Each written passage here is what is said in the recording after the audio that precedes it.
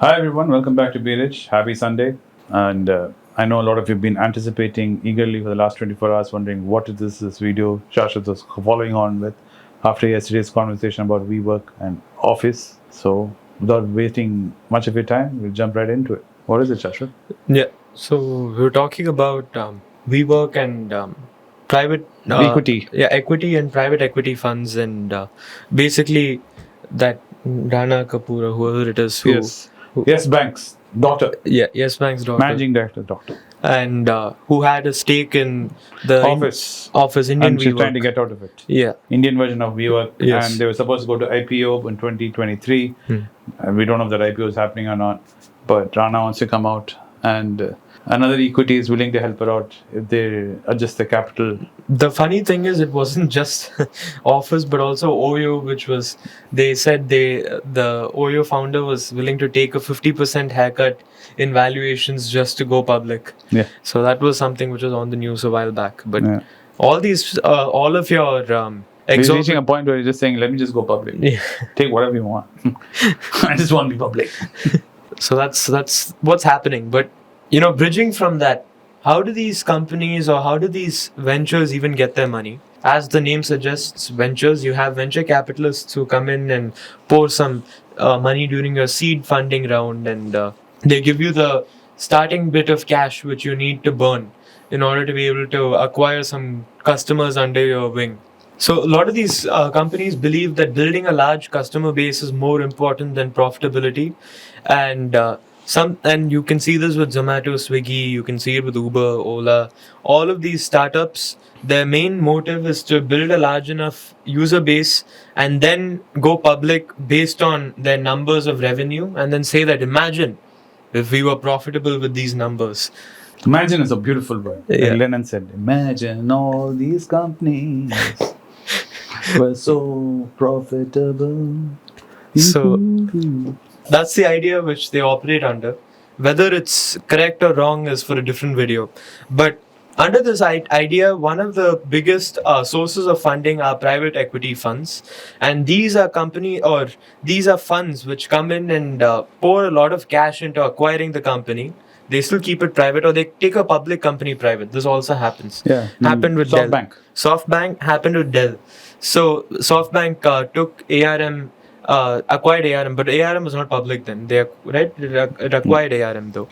But Dell, which was a publicly listed company in 2011, I think, was taken private by Michael Dell and Silver Lake Partners or Silver Moon Partners, and it completely transformed Dell into a cloud-based company and then took it public again. Correct. And it was one of the biggest turnovers we've seen in the past decade. But so you have private equity funds, and you have a lot of investors who invest in these funds, especially during the 0% interest rate, when pension funds needed to generate returns from anywhere possible. And pension funds have a requirement of low volatility. So private funds, surprise, surprise, don't really disclose their asset value very often. And when they do, they try to suppress most of their valuation changes. So they try to show you a story of consistent and constant growth, which is what they try to portray. And a lot of these are completely privately owned assets, so there's no transparency in how it's being valued. This is how private funds work.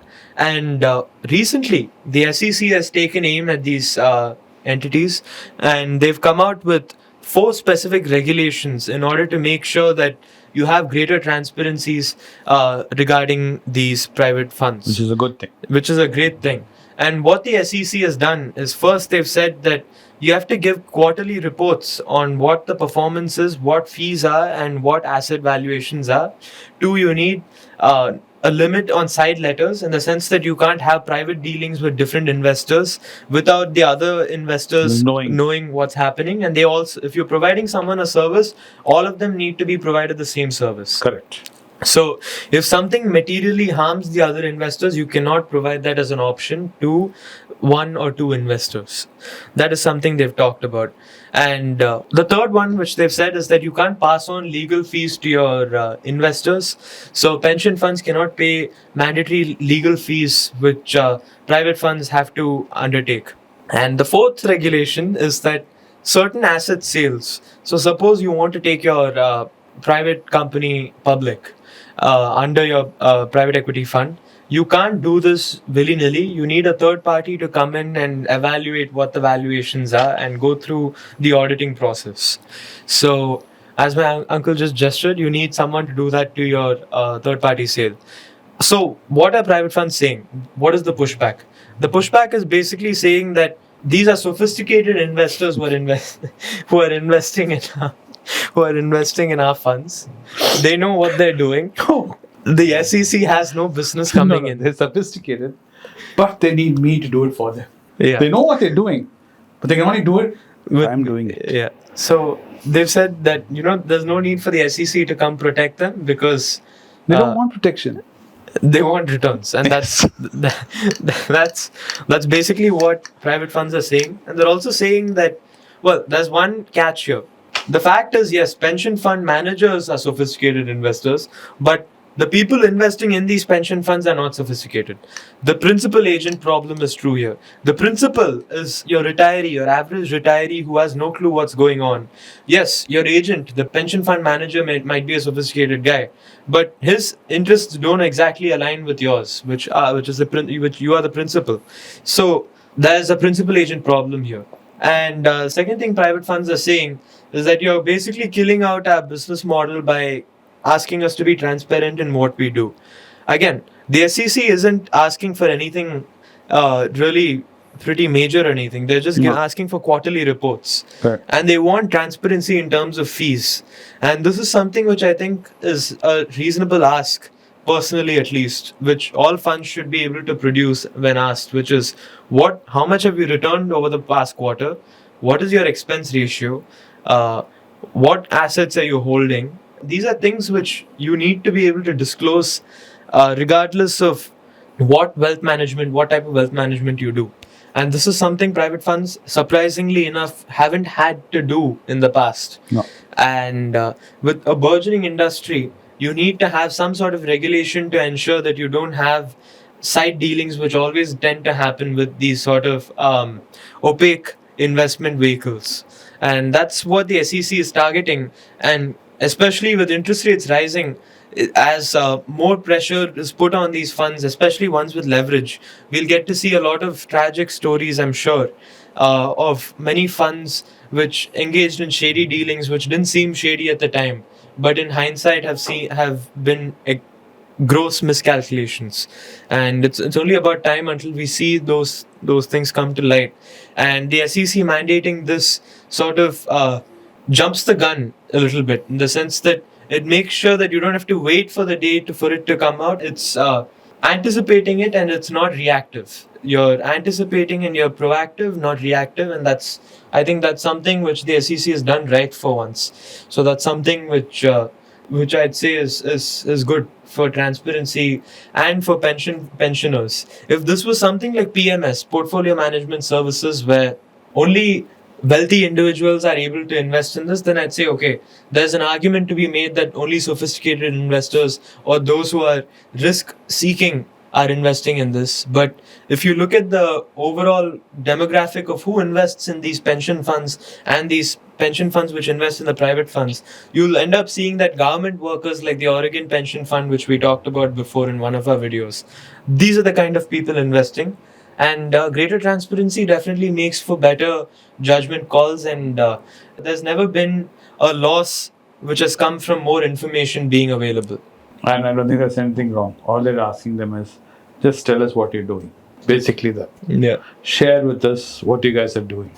They're not even getting inside and saying you can do this, you can do like that. Yeah. Nothing, you're not allowed to do this. Only so much you can do. Yeah. That's what our people are doing, the SEBI, but SEC is not asking them. Yeah. So, but the main reason why this is, nowadays, this was not required maybe 15, 20 years ago, this wasn't required. Because things are very localized. These kinds of private funds and equity funds are all localized. Pension funds are all localized. Now, this day and age, Pension funds from Oregon is investing in China, is investing in Bangladesh. Yeah. They don't even know they're investing. And BlackRock recently hit a $1 trillion Correct. mark of assets under. Correct. So these guys don't even know where their money is going. Yeah. So, and they're not sophisticated investors. Yes. They're very, very nascent investors at best, to say. Most of them are sitting inside boardroom and they won't even know where India is on the map. So people like that get stuck into this private equity and they get snowballed. And what happens is private equity ends up investing in stuff like Office or WeWork. Correct. And not to say that these are bad investments or there's a bad strategy, but you need them to know what they're investing in. And the reason for the side note reduction and the saying everyone should get the same treatment is because these guys will be into the bakra. Let's say the private equity has made a heavy bet on something, and the whole thing is going to blow up on their face. All their favorite friends and buddies will jump ship quickly. These pension funds will be left holding the ticket, waiting for the lottery draw. And there's no lottery draw. Then the guy will say, "Oh, we didn't tell you. You have to read this clause here. It's all part of our sophisticated plan. Too bad it didn't work out." There's a nice Tom and Jerry cartoon for this where Jerry takes a stick and whacks that pit bull in the series and then gives the stick to Tom and runs away. Correct. Tom is standing there holding it. Yeah. So this is the main reason why SEC has said. I don't think it's a bad thing, like Sashwath said. It's a good thing. It's not really regulation. It's just trying to keep transparency and everybody in the same page, which is not a bad thing at all. Yeah. Anything more you want to add, Sashwath? No.